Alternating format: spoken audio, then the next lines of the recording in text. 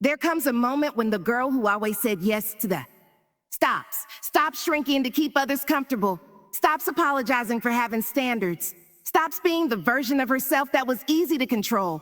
And when that moment hits, everything changes.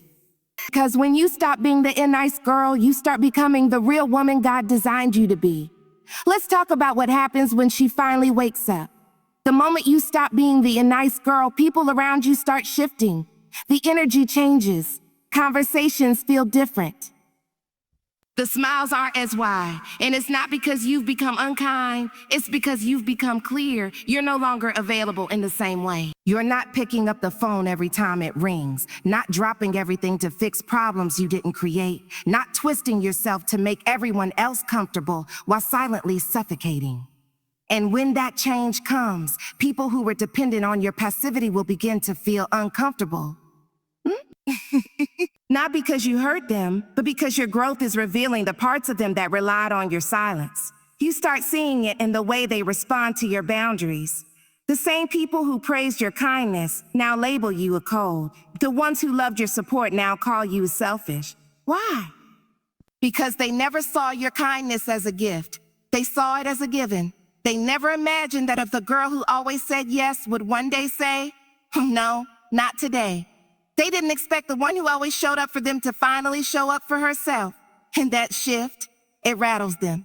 Because it wasn't just that you were nice, it's that your niceness made their lives easier. Now that you're choosing yourself, they're forced to carry weight they'd long handed over to you. The discomfort doesn't always show up as aggression. Sometimes it's subtle, passive comments, awkward silence. Side-eye glances when you make a decision that prioritizes your peace. You might hear things like, "You've changed," or "You're not the same person anymore," and they'll say it like it's an insult, but it's really confirmation. Because the version of you they were comfortable with was the version who never pushed back, never questioned, never dared to take up space. Now you're owning your voice, setting limits, and refusing to overextend, and that unsettles people who counted on your compliance. You begin to realize that some relationships were built on imbalance. They thrived because you didn't speak up. They lasted because you kept giving. They felt strong because you kept shrinking. But now that you're standing firm in who you are, the cracks are showing. Not because you're doing anything wrong, but because the foundation wasn't built to hold a woman who knows her worth. People start to pull back, not because you failed them, but because you stopped allowing them to benefit from your neglect of self. You'll notice it most when you start saying a no without a novel. No explanation, no apology, just no. That two-letter word becomes a revolutionary act when spoken by someone who once lived to please. And the moment you say it with confidence, people either adjust or they attempt to guilt trip you back into who you used to be. But what they don't realize is that your and no isn't rooted in rebellion. It's rooted in healing, in wholeness, in the deep understanding that your time, your energy, your heart, it all matters. And if they can't honor that, their discomfort is not your responsibility to manage. What really shakes people isn't your attitude. It's the fact that they can no longer reach you with the same control. It's realizing that their ability to influence your decisions, to push your boundaries, to get what they want at your expense has expired. And rather than celebrate your growth, they grieve the convenience of your old ways. You're no longer available for every need. No longer present for every crisis. No longer the emotional cushion for those who refuse to grow themselves. And that's when the discomfort sets in. Because they now have to face what they avoided, your strength. There's something powerful that happens when a woman finally finds her voice. Not the voice she used to make others feel safe. Not the voice she watered down to avoid conflict. Not the voice that echoed what everyone else wanted to hear. No, this voice is raw, rooted, and real. It doesn't come from a place of perfection. It comes from the battle she's fought in silence. The moment she bit her tongue to keep the peace. The years she made herself small just to be accepted. When she finally chooses to stop hiding, the voice that emerges doesn't ask for permission. It walks in authority. At first, finding your voice feels unfamiliar. You've spent so long editing yourself to make others comfortable that speaking without fear feels foreign. You used to second-guess every word. You'd rehearse conversations in your head, constantly wondering, will they misunderstand me? Or will they think I'm being too much? But now, you're less worried about being too much and more focused on not being less than who you truly are. You no longer speak to keep people. It's not about performing. It's about aligning. You speak from identity, not insecurity. You realize your voice has value, not because it's loud, but because it's honest. There's no longer a need to yell to be heard. You don't have to defend every decision. You don't owe everyone an explanation. Finding your voice means realizing you were never too quiet. You were just surrounded by people who weren't ready to listen. And now, you stopped whispering your truth to people who only listen to respond. You stopped throwing pearls into the mouths of those who only spit them back. You speak, and if it's not received, you don't chase understanding. You simply keep speaking with clarity, with conviction, and with peace. The most transformative part of finding your voice is not how others respond, but how you respond to you. You begin to trust yourself more. You no longer seek external validation before you move. You ask yourself, does this honor me? Instead of will this please them? That shift in internal dialogue is powerful. It changes how you show up. You're no longer adjusting yourself based on someone else's comfort zone. You speak and you stand, you say what you mean, and you let the chips fall where they may. Finding your voice doesn't mean you become aggressive. You can be kind and unapologetic. And when those two live together in the same woman, it creates a presence that can't be ignored. Your voice becomes your boundary, your armor, your compass. It guides you toward what feels right and away from what's been draining you. You start to reclaim pieces of yourself you once gave away. That yes you said when you meant a no, that apology you gave just to keep the peace, that compliment you stayed silent about because you didn't want to seem arrogant. All of that starts to shift. You begin to say what you feel, not to hurt, but to heal. You realize that your honesty may ruffle feathers, but it also builds bridges to the right people, the ones who can handle the truth, the ones who welcome your full voice without shrinking in its presence. You also notice how different the world feels when you speak from truth instead of fear. Opportunities open, respect deepens. Even if some doors close, the right ones open wider. There's a rhythm to it now, a cadence to your words that reflects the woman you've become. You're no longer rehearsing your lines, you're living your truth. And with every word you speak, you build a new chapter in your story. A chapter where you no longer play the background in your own life. When you stop being the nice girl, one of the most powerful things that happens is that you begin to build boundaries. For years, you may have said yes to everything, allowed your time to be drained by others, and sacrificed your peace to keep everyone around you comfortable. But when you decide that your well-being matters more than maintaining a facade of always being available, something shifts inside you. Boundaries start to form, and what once seemed impossible, saying no, protecting your space, becomes your new normal. And with each boundary you establish, you reclaim a piece of your own life, your time, and your peace. Building boundaries is not an act of aggression. It's an act of self-love. You've spent so much of your life trying to be everything to everyone, constantly putting others first and letting your needs slip to the background. But now, you realize that your energy is sacred. You can't pour from an empty cup.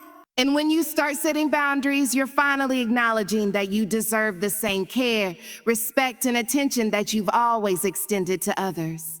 Boundaries aren't about pushing people away. They're about inviting respect into your life. They make it clear that you're no longer willing to be the person who bends and breaks under the weight of everyone else's demands. You're establishing that your time, your heart, and your energy are valuable. At first, building boundaries feels uncomfortable. You may find yourself second-guessing every decision. You might feel guilty for saying no or for not being there when someone expects you to be.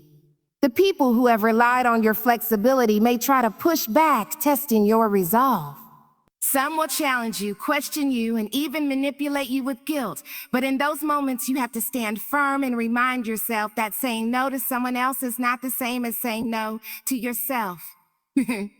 Your peace is not negotiable, and your boundaries are not an invitation for others to make you feel bad about needing space. You have every right to say no without explaining yourself. And when you do, you stop giving others the power to dictate how much of you is left for you. As you continue to set and reinforce your boundaries, something amazing begins to happen. The right people begin to understand and respect you. People who are used to being the center of your world will either adapt or fall away, but those who truly care about you will honor your needs.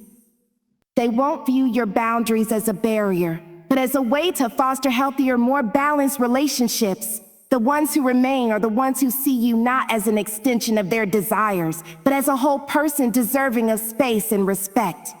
And with those relationships, you'll find deeper connection and a sense of peace that comes from knowing that mutual respect is the foundation of the bond. Boundaries also teach you something essential about your own strength. You learn to protect what matters most. You discover that you can be both kind and firm, gentle and assertive. You no longer have to sacrifice your well-being to maintain harmony. The beauty of building boundaries is that it doesn't require you to become anyone else. It requires you to become you, the authentic, whole, and worthy version of yourself that you've always been, but perhaps never fully embraced. Boundaries are your way of saying, I love myself enough to protect my peace, and I'm worthy of respect. What's also incredible about boundaries is that they create space for new growth. When you stop saying yes to everything that drains you, you open up room for things that nourish you, new opportunities, new relationships, and new experiences. You begin to step into the life you've been too afraid to embrace because you were too busy serving everyone else. With boundaries in place, you can finally focus on what matters most, your dreams, your purpose, and your inner peace. You're no longer tethered to the expectations of others. You've learned to stand your ground, and in doing so, you've created a life that is yours to live on your terms. There comes a point in every woman's life when the weight of constantly trying to please everyone becomes unbearable. For so long, you shape yourself to fit the mold others create for you, adjusting your personality, your actions, and even your dreams just to make sure no one is ever upset with you. You say yes when you want to say no. You give when you've already given everything you have. You smile even when your heart is heavy, and you do it all to keep the peace, to avoid conflict, to earn approval. But what happens when you stop? What happens when instead of seeking the approval of others, you seek the alignment of your own purpose? Purpose replaces people-pleasing when you finally realize that your life cannot be lived for someone else's validation. You've spent so much time bending, adjusting, and contorting yourself to meet the expectations of those around you that you've forgotten what it feels like to live for yourself. But when purpose steps in, everything shifts. Your decisions no longer revolve around keeping others happy. They center around what feels true to you, what aligns with your values, and what drives you toward the life you are meant to live. Purpose becomes your guiding force, and in its wake, the need for people-pleasing fades away. At first, replacing people-pleasing with purpose feels like a battle. You may be met with resistance. After all, for years you've been the one who took on everyone's burdens, who showed up at every event, who put your own needs last. It's hard to let go of that role, especially when people have grown accustomed to it. But in the process of embracing purpose, you begin to realize that your worth is not determined by how much you can do for others, how much you can give, or how many people you can please. It's determined by the unique gifts, strengths, and talents you've been given. When you step into your purpose, you stop shrinking to fit into the world's mold. Instead, you start expanding into the fullness of who you were meant to be. As you embrace your purpose, the need to please others starts to lose its grip on you. You start saying no when you need to. You stop apologizing for having dreams and aspirations that don't fit within other people's expectations. Your yes, it becomes more intentional. It's no longer about fulfilling an obligation or maintaining an image. It's about choosing what serves your soul, what drives you forward, and what aligns with your purpose. You start to see that people-pleasing doesn't bring peace. It brings exhaustion. It creates resentment. And it keeps you trapped in a cycle of seeking validation from others, only to find that it never fully satisfies. But purpose is fulfilling in a way that external approval never could be. It's your inner compass, pointing you toward the life that is waiting for you to claim it. Living for purpose also means you start to prioritize your own growth and well-being. You stop allowing others to dictate your value. Instead of living for approval, you start living for progress. You invest your time and energy in things that elevate you, things that challenge you, things that bring you closer to the life you were created to live. And while this shift may make others uncomfortable, it is a necessary part of your journey. People who relied on your willingness to always put them first may not understand at first. They may feel abandoned or hurt, but in truth, you're not abandoning them. You're choosing to stop abandoning yourself. And that choice is the foundation of a life led by purpose, not by the ever-changing whims of others. What's remarkable about purpose is that it doesn't require you to be perfect. It simply requires you to be authentic. Purpose doesn't care if everyone likes you. It doesn't care if you disappoint others along the way. Purpose is about doing what is true to who you are, even if it challenges the status quo. And as you begin to walk in purpose, you'll find that the people who genuinely care about you will respect and support your journey, even if it means they no longer get all of you. You'll attract the right people, those who understand that when you choose to live for your purpose, you aren't rejecting them. You're choosing to show up as the best version of yourself. As you begin to grow, shift, and evolve into the person you are meant to be, you may notice something significant happening. Your circle gets smaller. The people who once surrounded you, those who were there through every chapter, every moment, every victory and defeat, start to fade into the background. At first, it can be unsettling. You might find yourself questioning if you've done something wrong or wondering if you're losing something important. But in truth, what you're experiencing is a natural part of personal growth. Your circle is shrinking, but in its shrinking, it is strengthening. For years, you may have kept people around simply out of obligation, fear, or familiarity. You might have clung to relationships that didn't serve you because they were comfortable, because you thought they were necessary to your happiness, or because you believed you needed the approval of others to feel worthy. But as you step into your authentic self, you begin to realize that not everyone is meant to journey with you through every stage of life. And that's okay. You stop holding on to people out of fear of being alone and start letting go of those who no longer align with who you are becoming. When your circle shrinks, you make room for quality, not quantity. You realize that a smaller group of people who truly understand you, support you, and encourage your growth is far more valuable than a large group of people who are only there for the superficial moments. These are the people who accept you for who you are, not for who they want you to be. They celebrate your progress not with jealousy or competition, but with genuine pride. Your circle now consists of those who push you to be better, who love you unconditionally, and who challenge you to grow beyond what you thought possible. It's a space where you don't have to explain yourself. They already get it. They understand your purpose, your dreams, and your heart. As your circle shrinks, you also begin to recognize the importance of quality connections. No longer do you feel the need to keep up with every acquaintance, every surface-level friendship, or every social gathering. Your energy becomes precious, and you realize that spending time with people who uplift and inspire you is far more valuable than spreading yourself thin trying to please everyone. The friendships that remain are the ones that are built on mutual respect, trust, and a deep understanding of each other's worth. They are the relationships that give you life rather than drain you, and in this space, you begin to flourish. But the shrinking of your circle isn't just about losing people. It's about gaining clarity. As you eliminate relationships that no longer serve you, you make space to deepen the connections that truly matter. You begin to prioritize those who are aligned with your vision, your values, and your purpose. You stop wasting energy on people who only take from you, leaving behind those who enrich your life in ways that go beyond surface-level interactions. These are the people who can grow with you. They're not threatened by your success or intimidated by your goals. They encourage you, root for you, and help you reach new heights. What's also interesting is that as your circle shrinks, the quality of your relationships deepens. You don't need a large number of people to feel supported. You need the right people. The friends who remain are the ones who know your flaws and still choose to love you. They are the ones who see your potential even when you can't see it yourself. They hold space for you during your struggles and celebrate your victories with you.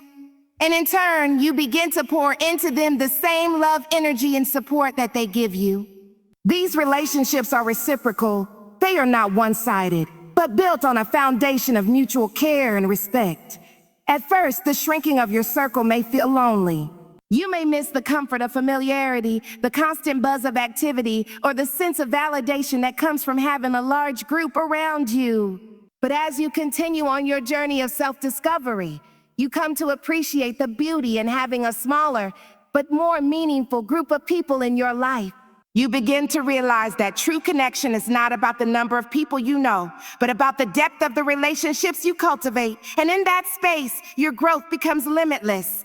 When you stop being the nice girl and start stepping into your full potential, something incredible happens. You walk in power. Power isn't about dominating or overpowering others. It's about recognizing and owning your worth, your voice, and your unique purpose in this world. When you walk in power, you no longer shrink to make others comfortable.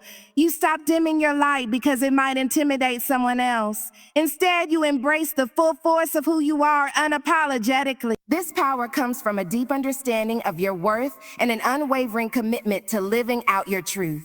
The first sign that you're walking in power is the shift in your energy.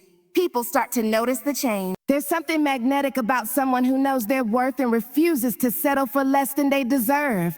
It's not a loud power. It's a quiet confidence that exudes from within. You stop second-guessing yourself. You stop seeking validation from external sources. Your decisions are made from a place of clarity, not doubt. When you walk in power, you trust your instincts. You trust your path. You trust that you have what it takes to navigate the challenges that come your way. Walking in power means you stop being a passive participant in your own life. You become the active creator of your destiny. No longer are you just going along with the flow or letting circumstances dictate your future. You take responsibility for your life, and you make choices that align with your values, your goals, and your deepest desires.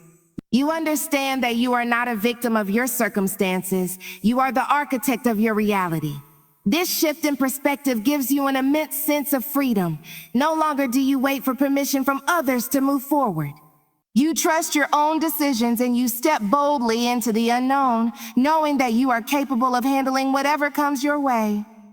One of the most empowering aspects of walking in power is the ability to set and enforce boundaries. You recognize that your time, your energy, and your peace are valuable, and you refuse to let anyone or anything drain them without your consent. You stop letting people take advantage of your kindness, your generosity, and your willingness to help. You set clear boundaries with those around you, and you do it without guilt. When you walk in power, you understand that saying no to others is not a rejection of them. It's an affirmation of your own needs. You prioritize your mental, emotional, and physical well-being, and you make no apologies for it. Walking in power also means embracing your authenticity. You stop hiding parts of yourself to fit into someone else's mold or to gain their approval. You let go of the need to be liked by everyone. Instead, you focus on being true to yourself, even if it means challenging the status quo or stepping outside of your comfort zone. When you walk in power, you stop pretending to be someone you're not. You wear your truth like armor, and you stand firm in the knowledge that being yourself is more than enough. You are not defined by other people's opinions or expectations. Your worth is intrinsic, and you refuse to let anyone diminish it.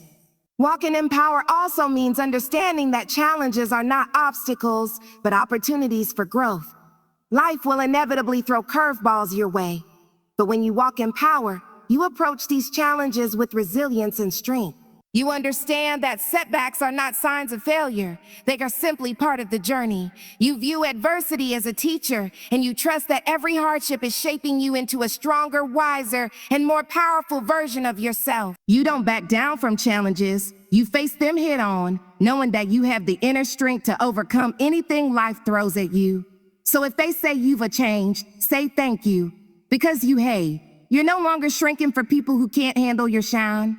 You're no longer bending just to make others feel tall. You're not being nice anymore. You're being real, honest, and healed. And when that happens, you don't just live, you lead. And you don't owe anyone an apology for finally becoming who you were always meant to be. When you walk in power, you attract the right people into your life. Those who see you for who you truly are and support you in your journey. You no longer settle for toxic relationships or those that drain your energy.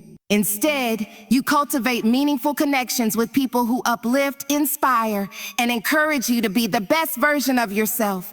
You recognize the importance of surrounding yourself with individuals who respect your boundaries, honor your values, and believe in your potential. These relationships become a source of strength and support as you continue to walk in power.